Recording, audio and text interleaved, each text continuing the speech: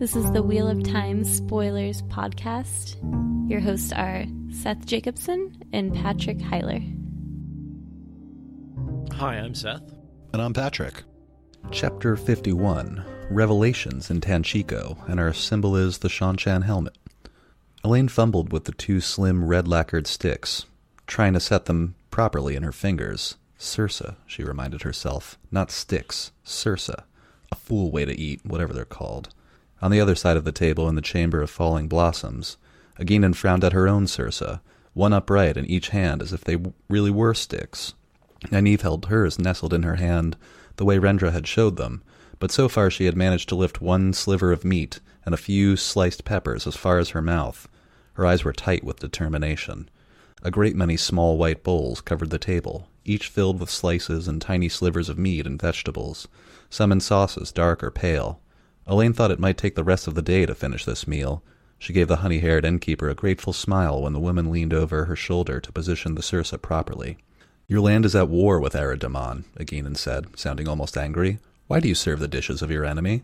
Rendra shrugged, making a moo behind her veil, which is a word I just learned. Moo, it just means a kind of dissatisfied face. She wore the palest possible red today, and beads of the same color, woven into her narrow braids, made soft clicks whenever she moved her head. It is the fashion now. 4 days ago the Garden of Silver Breezes began it, and now almost every patron asks for the Domani food. I think maybe it is that, if we cannot conquer the Domani, at least we can conquer their food. Maybe, in Bandar Iban they eat the lamb with the honey sauce and the glazed apples, yes? In 4 days more, perhaps it is something else. The fashion, it changes quickly now, and if someone whips up the mob against this, she shrugged again. "Do you think there will be more riots?" Elaine asked. "Over what sort of food inns are serving?" "The streets, they are restive," Rendra said, spreading her hands fatalistically. "Who can say what will spark them again? The uproar the day before yesterday, it came from a rumor. A rumor Maracrew had declared for the Dragon Reborn, or maybe fallen to the Dragonsworn, or the rebels perhaps. How seems to have made little difference. But does the mob turn on people from Maracrew? No.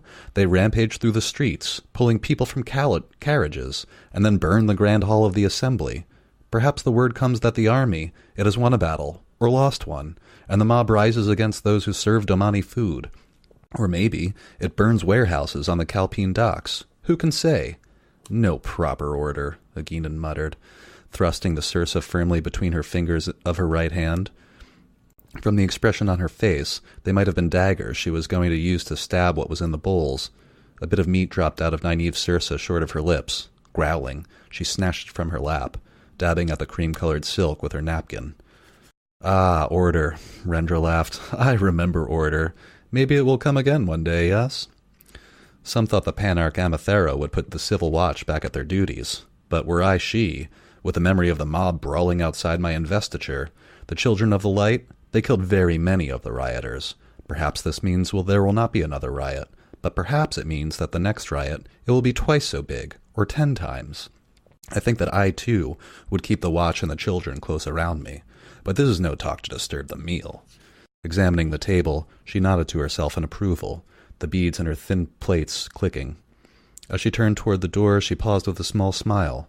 It is the fashion to eat the Domani food with sursa, and of course, one does what is the fashion, but there are none here save yourselves, yes? Should you perhaps wish spoons and forks, they are under the napkin. She indicated the tray on the end of the table. Enjoy. And she shuts the door, and Egeanin and Nynaeve look at each other and scramble for the fork so that they can actually eat.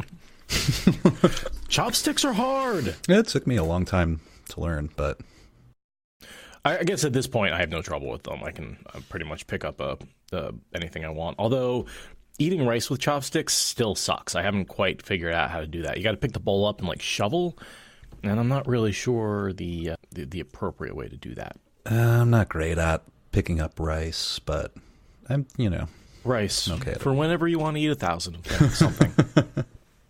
Thank you, Mitch Hedberg. Yeah, so this is, it's obviously a very sort of Asian-type meal taken from Domon. It's not a native. It's, I'm sure it's localized to the food that's available and stuff like that. Yeah. I noticed these were very food-heavy chapters. A lot of references to different meals and food culture. Yeah, that's true. That meal almost kind of looked like pho. I mean, there was no steaming broth, but just like all the little things that you can add to the plate that you're eating, you know what I mean? It kind of reminded me of that. Yeah. Anyway, we're hungry. This is definitely like a chapter to make me want food. Oh man, now that I'm thinking about it, it makes me want to order Thai. I was actually eating a burrito the entire time you were talking, so that's how I got over that. So I was like, But Timber finished off the last bit of it, so it's gone now. Well, this is their fourth meeting with Egeanin, or fifth, I guess, maybe, since they met in the street that one time. Right. And they're like becoming fast friends. I want to make a point about the Children of the Light, that they are taking over the palace and installing Amathera because the Black Ajah want access to the palace. And so we're sort of seeing all these riots as a result of her being basically artificially put into the palace. And we do find out over the next two chapters that Amathera, are we doing that right? Thera, I think, is correct. Thera? Amathera is prisoner of the Black Ajah. Once she's rescued, she becomes Juilin's honey and becomes just Thera, his girlfriend, basically. So funny. And he takes care of her, and she becomes this super timid commoner. Because the names are different enough that I didn't realize that on my first couple of read-throughs, that Thera was Amathera. Right. And it's not that huge of a plot point, so it's pretty easy to miss. No, it's just oh yeah, Juilin's got a girlfriend now. Where did she come from? Oh, she's a former queen. That's right. A spoiled queen, but definitely one who is a prisoner, and we'll find that out, and we'll see why she likes all the ice peppers. And yeah, I feel like that read-in really gave us most of the details that we needed. Riots in the streets, every day, so the girls are kind of sitting in their hotel room, for lack of a better word, eating and listening to the reports of the three men as they move in and out of the rooms, and they're each time come back, report something, hear what the other men have found out, and then they go back out. And so Nynaeve and Elaine are kind of the headquarters. And Bayle Domon comes in, and this is the first time he has actually come in when Egeanin is there. And so he actually encounters, she's actually been avoiding him purposely because she recognizes him. Oh, yeah. And she was trying not to get noticed, but then he barges in and is I found them! And she totally gets caught like a deer in the headlights. I was going to read that couple of paragraphs just because it's hilarious to watch them fight for a second. Oh yeah, no, this is, and again, if we're talking about not super major plot points, but this is sort of the beginning of their relationship, where he gets to check her out in her shift, and she gets to think of him as a well set up man, and they start sort of flirting a little bit. But it all starts with a friendly boxing each other match. Up.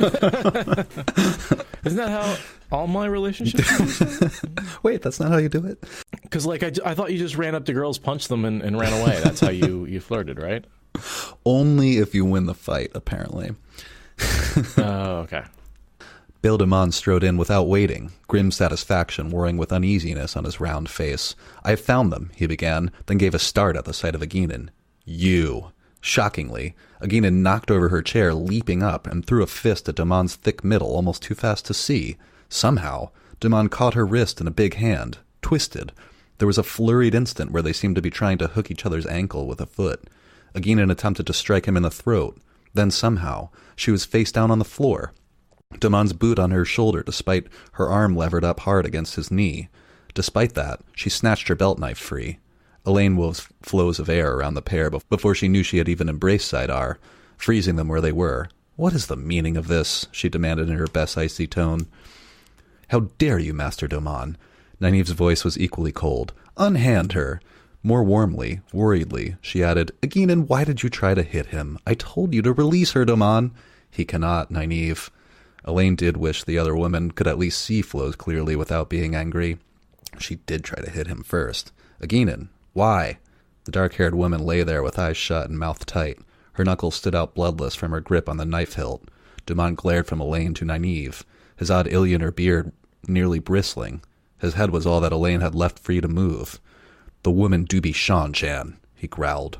Which I'd like to, again, say that my point that I can't believe they didn't recognize her accent. It seems preposterous to me. Or at least been like, that seems a lot like what we heard that one time, you know? Right. Yeah. Yeah. Like, I might doubt myself in the moment and be like, sure does sound a lot like... But they never even get that far.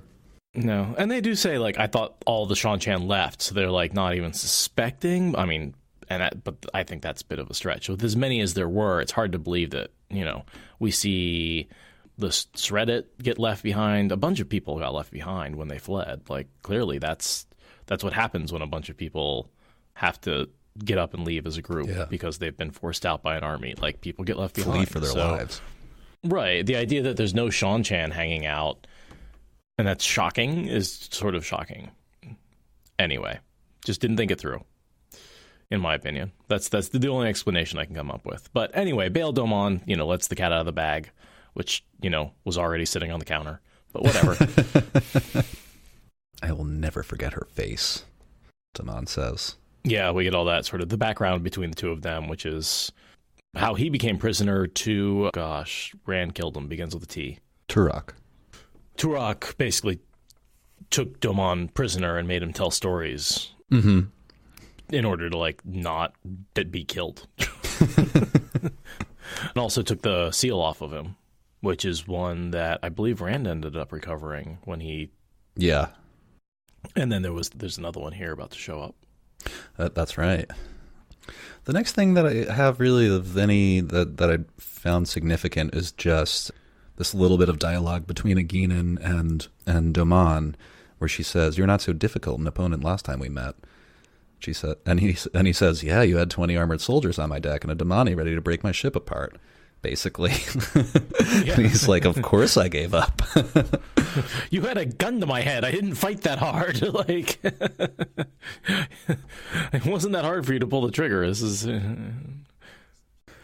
one woman with a belt knife. He's like, I maybe stand a chance, but he says this great analogy. He's like, "Yeah, I can stand on the top of my boat and hook a shark, but I don't jump in the water and wrestle with it." Like, there's a difference, you know. I love Bayle Domon's analogies. He's such a cool character. I don't know why. He tickles my funny bone with the accent and he's basically the pirate and just the way he responds to things. He's sort of, oh gosh, who's the Onion Knight in Game of Thrones? Davos, right? Yeah, Davos. I think of him and Davos as very similar characters. Yeah, kind of. And I have a lot of affection for both of them. Yeah, I like the Onion Knight and I like Domon. They're kind of blue-collar heroes? Can I say that? Yeah. You know what I mean? Yeah, I like it. Working heroes. Oh, yeah, they are both smugglers. And, like, you know, they do what's necessary, not necessarily. They don't follow the law. They're... Yeah, but that doesn't make them neutral good. Evil. Right, neutral good. And I kind of like neutral good characters. They're like, just kind of out to make a profit, but, you know, they're not, like, they don't follow the law. They just do what they need to do. Yeah, it's like, you know... You rob an old lady on the street, and that's evil. But you, like, you know, steal a Snickers bar from Walmart, and I'm just inclined to be like, They're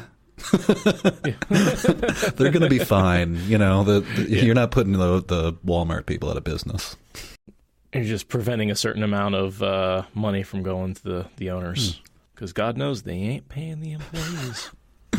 Kelsey just posted a picture of Davos from the Game of Thrones show. And, you know, if you dyed that guy's hair black and shaved the mustache off, that'd be a decent Domon. I don't often like to compare the two and be like, this character is also that character. But there's a lot of... Because they both fit into the fantasy trope, pirate, smuggler. You know, it's a category. It's a category. Yeah. In any case, Elaine is smart enough to release Egeanin's hand and tell her to drop the knife. And they sort of get her story, which, you know, we again already knew. We do hear her say, you know, I let the girl go. Because we saw her basically confronted by this yellow-haired dude that's about to come in, the Seeker. Right. Is about to basically try and intrude and get knocked the fuck out. And so we saw she had this old dom in her basement, and she says, "Oh, I let her go once I talked to you guys right before I came last night." Yeah, and you kind of already said this, but Egeanin explains to them, like, yes, the Seanchan left, but I was sent back to retrieve these Suldam, this and that, and she explains her story. There's a lot. This is a bit of a recap chapter simply because the two groups tell each other their stories. Right. So yeah, there's a bit of that here. And so after that story, in comes... Juilin bursts in. Juilin, or yeah. I think he actually... Well, after Domon says that he found the women at the Panarch's palace. Egeanin says, what do you mean to do with me? Like, thinking she's about to be taken prisoner. And Nynaeve says, I'd like to stripe your hide till you glow like the sunset. I just thought that was a nicely poetic way to say that.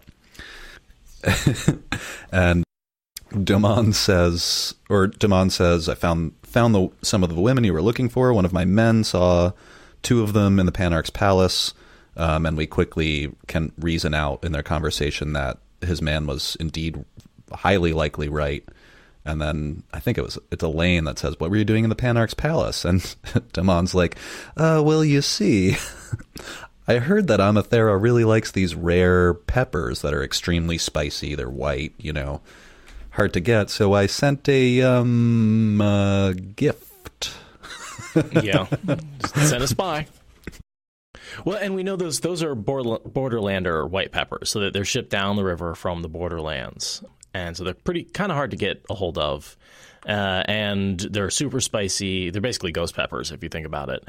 And basically, she's being tortured by the Black Ajah and forced to eat them. She doesn't actually like them.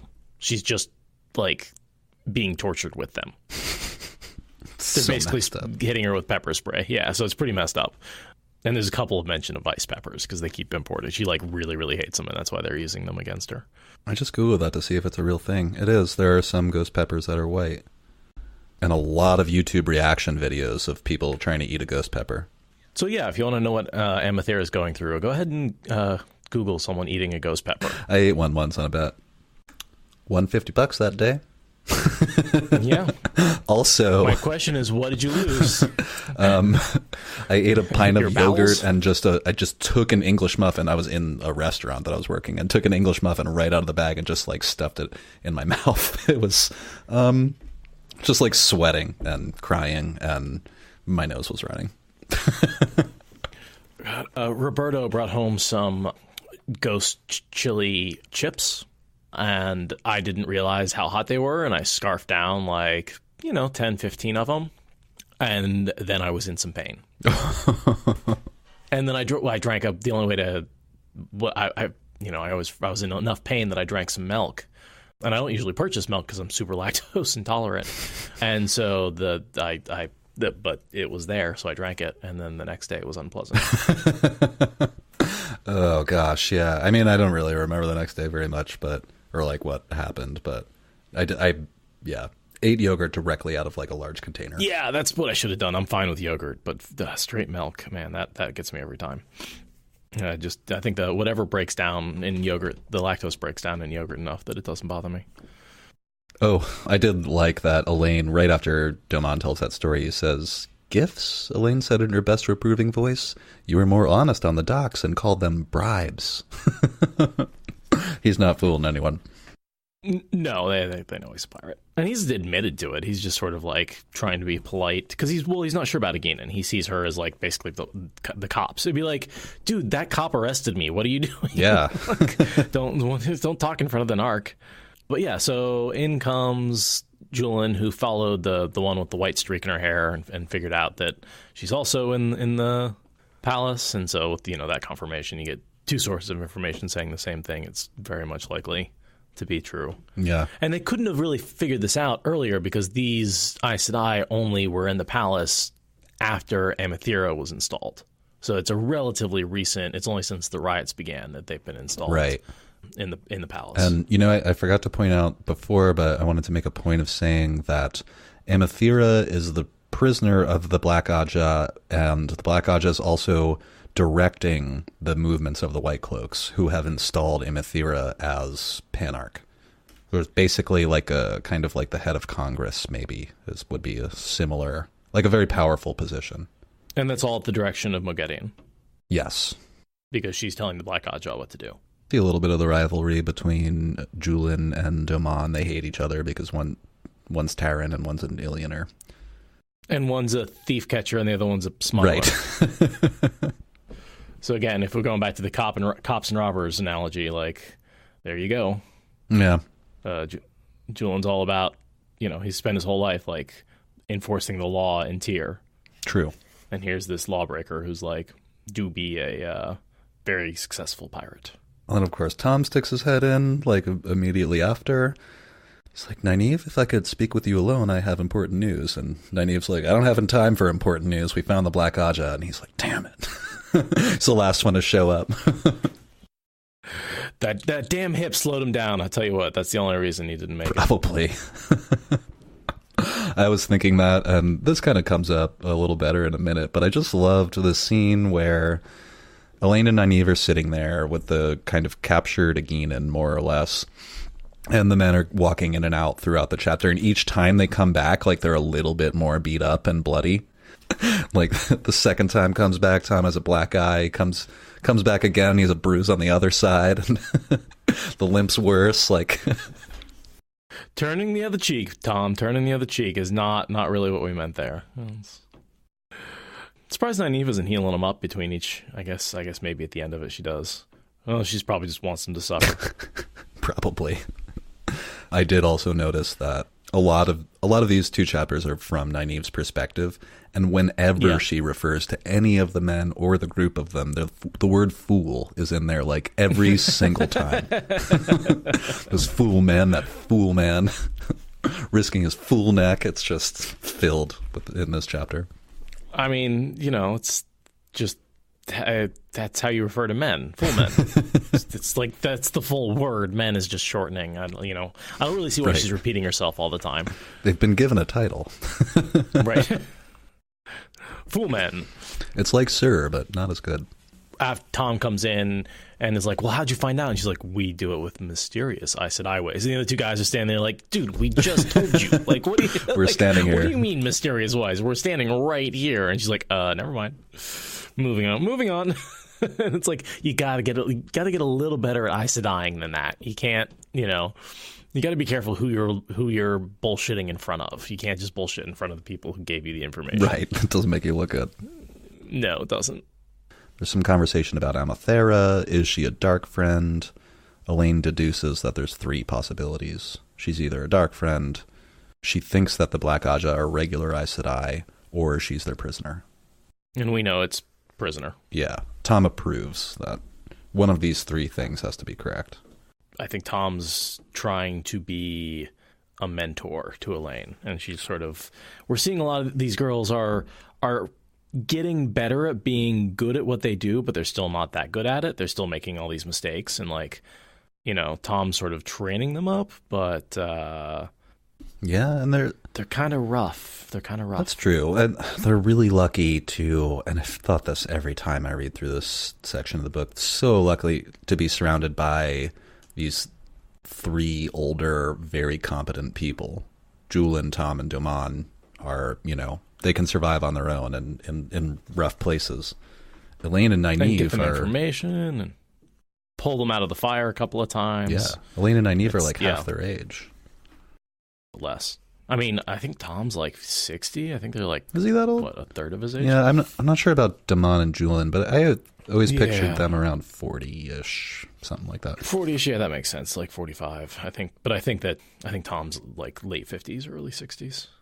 That sounds right. It fits his face anyway. I don't have a lot going on for the next couple of pages. Just that Jacob Carradine is a dark friend, which is why he's working with the Aes Sedai, because they're Black Ajah, he's dark friend. That's what would otherwise be a very odd partnership. Yeah, he's actually following their orders. Yeah. Thom is the only person in the room who knows how to eat with chopsticks, or sursa. Of course he does. He's cultured. And then there's all these rumors about Amathera. They try to sift through. A lot of them just seem like BS. Just that, rumors. The ones they dismiss, the ones they totally dismiss are the ones that are the truest, right? So I found myself listening to a laundryman from the Panarch's palace who claims he heard Amathera singing bawdy songs, the sort you hear in the roughest taverns on the docks. I actually listened to him. And it's like, well, of course she was. She was being forced to do it by the Black Ajah, and that's actually the truth. We see that later, that's actually part of her torture. And of course, when you first read that, it seems like this is obviously untrue. And even if it is true, who cares if she sings, dirty songs or whatever. But it's to embarrass and shame her, to make her sing like the worst song she can possibly come up with by the Black Ajah. Yeah, when Nynaeve peeks in for a moment in Tel'aran'rhiod, I think maybe the next chapter. Yeah, in the next chapter. It's the next chapter. Amathera's being instructed to sing a song called I Loved 1,000 Sailors or something like that. That's just like, a goofy song about... It's a bawdy tavern song, yeah. Being sexually active, yeah. They don't really have strippers. They have bawdy singers. That seems to be like the entertainment at inns is like girls singing dirty songs. And I did also have... There's a point where... I forget who follows up on this lead, but a woman named Serindra turned out to be a tire woman dismissed for theft. And I was like, what's a tire woman? And I found out it just means a lady's maid. Yeah, I didn't have anything to say about that one. It seemed just a dead end. Not one of the many dead ends they talk about. Yeah, and I pretty much already said this, but these next couple of pages are basically Domon, Juilin, and Thom walking in and out of the room and following leads and telling Nynaeve and Elaine each time they learn a new thing or what they're about to go follow up on. And there's just like a long laundry list of them coming in and out, more beat up. Like slightly more beat up each time they enter, which I found pretty funny. What are they looking for? Because if they know where the Black Ajah is now, what are they looking for? Confirmation about Amathera? I think is that it? Just like what her situation is. Yeah, and that seems to be the information. Like all the various facts about her is what they're looking for. Also trying to figure out how to get into the palace and kind of confirm all of this stuff. Right. Not to mention find these important objects that they know they're supposed to find, but they don't even know what the objects are. Or object at this point. They do find something else important later. The seal and the sad bracelets. This beautiful man with the brown eyes who gave her all the wine shows up again. Began reacting to the coldest stares as if they were smiles. Did the fool think she had time to notice him now? I was just wondering, like, what's going on there? Like, I don't understand what he's just, is he misreading her signals? Is he like... Yeah, I wanted to ask about that. He tried to get her up to bed, but I didn't really understand. The, like, young servant man who, like, kept buying Elaine drinks when she first got to Tanchico and she comes back wasted. Is he like a minor dark friend that shows up later or anything? Is he just a stalker because she's pretty? Maybe. Just trying to get noticed. Yeah. That's the only other thing I have here is the man says... Amathera discharged all of her tire women without warning the same evening she was invested, and that's, probably not at her. She probably basically, the Black Ajah, I assume, made her get rid of everyone who's loyal so they could replace them with plants. Exactly, or anyone that would know that there was any kind of discrepancy in her behavior or anything like that. So after what I have a frustrating day is the girls decide to check Tel'aran'rhiod. Well, first of all, they have a meeting set up with Egwene, and then they're like, you know what, we're just going to see if we can figure things out. But I really don't have a lot for the rest of this chapter. Yeah, they bind Egeanin, put her on a pallet on the floor, at least for now. Nynaeve is really pissed because she feels betrayed, basically. She feels like, someone I liked and was going to be a friend who is, essentially betrayed me by lying. Oh, yeah, I kind of wanted to touch on that a little bit too, and it'll come up a bunch in the next chapter, but Nynaeve is like enraged and seems to be acting like she now hates Egeanin, although she does admit later that she likes the woman. And I saw it initially, and I think Nynaeve hates being duped. She thinks a lot of herself and hates that, but also that this woman, Egeanin, represents the Seanchan who imprisoned Egwene, and it just kind of reminded me that the whole reason Nynaeve left the Two Rivers was to protect those kids. And right. I think she's particularly set off that, like, things were taken out of her control in that circumstance, and one of the people that she pledged to protect suffered, and that drives her insane. Not to mention, she's not really with any of the Two Rivers folks anymore. Right. Right, because Egwene's gone. She's spun off doing her own thing, and I think she's still frustrated and still feels like, Rand's babysitter, which she was at one point. But I think she's very frustrated and has this instinct to protect them. Yeah. Well, and the whole reason she's here is to protect Rand. She's here to prevent the Black Ajah from getting the thing that could be used against him, the sad bracelet, the domination bracelet. That's a good point. So, she is actively protecting people from the Two Rivers. She's just frustrated she can't protect them all at the same time. Right. She can't control everything, and she can't protect her babies. Right. And that enrages her just as much, I think, as having been duped. And let's not forget, she's quite a hypocrite, at least in the beginning. Oh, yeah. And she does some real self-introspection to overcome some of the internal hypocrisy that she goes through. She's only like a few years older than everyone else. They're not her babies, but she does act that way. She's not the village wisdom anymore, and she hasn't come to terms with that at all. I'm not yelling, Nynaeve yelled, that sort of thing. Like, she just is always willing, that's sort of the simplest example of it. But there's a lot more complicated versions where she's basically out there criticizing someone for, the clothing one is one where she always talks about good, stout Two Rivers wool, but then, of course, wears silks. Yeah, and she's learning about herself, too. She's only like a 25-year-old woman. She's a young lady. With a big cannon. Yeah, even here, in the real world, in modern society, I feel like most people haven't figured out who they are, and by the time they're 25, still kind of floating and going through the motions.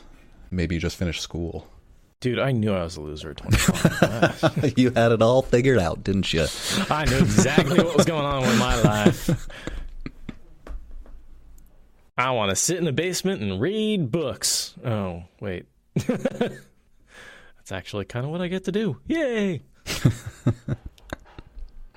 No, but I agree with you. Like, I feel like I didn't really get to know who I was until after I was 25. Yeah, and now, like Seanchan just said, he had his first kid at 25, and I feel like I was coming into myself. I had gained a lot of confidence, and I kind of knew a lot more about myself, but I feel like you stop changing so quickly at around 25. Like, before 25, like, every year you look in the mirror and you're like, that's kind of a different person. After 25, like, you're just older. Yeah. You don't really change. You just get a little bit older every year. Nothing to look forward to. No more discounts, no more exciting birthdays. Now it's just like, oh, the next big one's 40, which is, I feel that. The halfway point to your death. Felt that last year. Government's like, hey, congratulations, you reached a new tax bracket. We're going to take a lot more of your money now. I'm like, oh, good. I'm glad I worked all that time. Yeah. Yeah, you're making bank at the bar. I mean, yeah, doing good over there. Yeah. I just get all the choice shifts now that I have the experience and confidence. So I just make a lot more than I did, 5 or 10 years ago. Which, and at the time I was making so little that I was virtually not taxed at all. And so I think that's really also, I see what this is like. Some of that was under the table. Oh, yeah, I was getting paid under the table for a long time. It was a long time ago. And I'm not going to mention... in the galaxy far, far away. Which of my employers was nice enough to do that, but you're out there. Thank you. I remember how angry you were when you got taxed for the first time. You came home and you were like, they took a third of my income. A third. I was like, a third. What the fuck? And I was like, I do remember you. I think you said exactly society. that. You were like, oh yeah, welcome to the world. Like Yeah, I know, but I mean, it's a blow when you're used to earning like an extra 30% and that like just disappears. Like you have to readjust. I get that, but at the same time, I was like, yeah, you've been skating on that for a while. Okay, actually, that's what I said. Is like I have zero sympathy at one point. I mean, I was like, yeah, I just lived like that for a couple of years, so I got used to it. But I mean, the part of paying you under the table meant they paid you really poorly. Well, yeah, but it's just minimum wage plus tips, which is still what I make. But minimum wage has gone up, and I make a lot more tips. Nynaeve says I'm going to go to sleep an hour after my breathing is sleep breathing. Wake me up. Why is it Nynaeve as opposed to Elaine who goes into the dream? It's just I think it's her turn. Yeah, right? That's what Nynaeve says. Egwene will expect one of us, and it is my turn. She'll be worried if neither of us appears, so I had better go. And then we get one of the more exciting dream sequences in the next chapter. It's a really good one. Yeah, it's a really good one where just a lot happens in a row, and it all makes sense to me. Yeah, I love that it starts with Nynaeve kind of being humiliated by Amis and Bear. She needs to get her nose rubbed in it a little bit. She's been lying too much, and Egwene's I think Egwene's learning from Amis and Bear. She sort of sees how they treat Nynaeve and how they deal with her, and she's like, okay.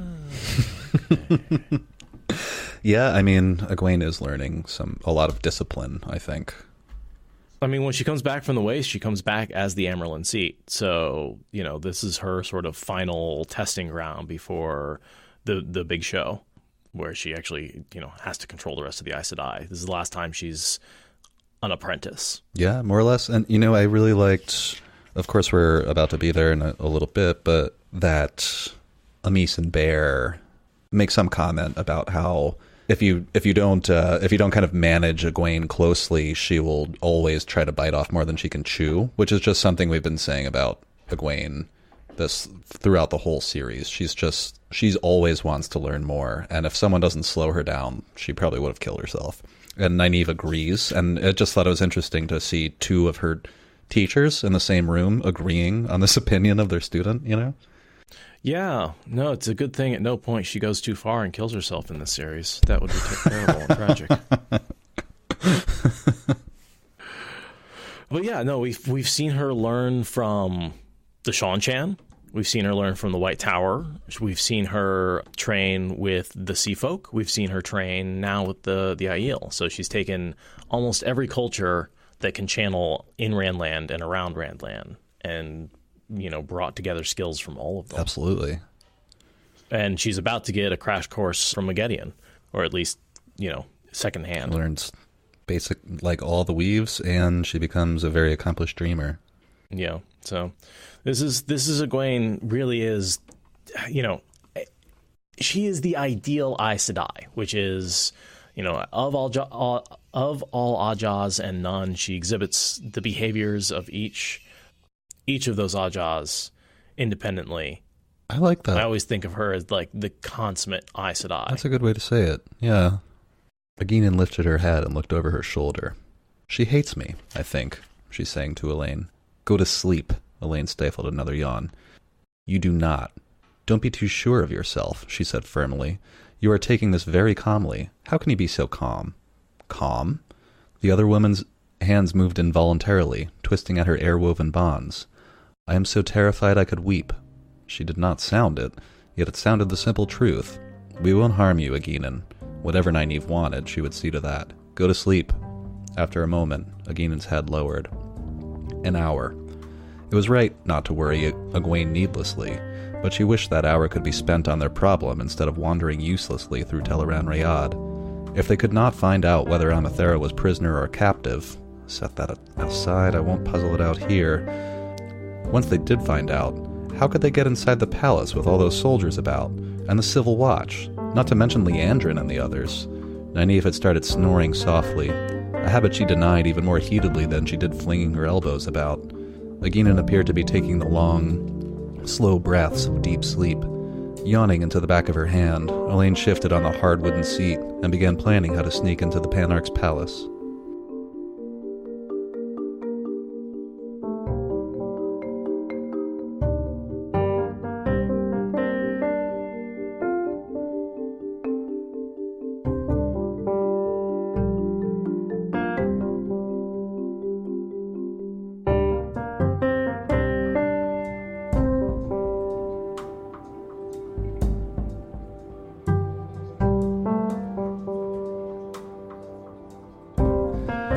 Learned that one time that we went all the way through, I did like 2 recordings on the bad microphone. Now when I look at that night, even when I looked at it, I was like, that looks different, but okay.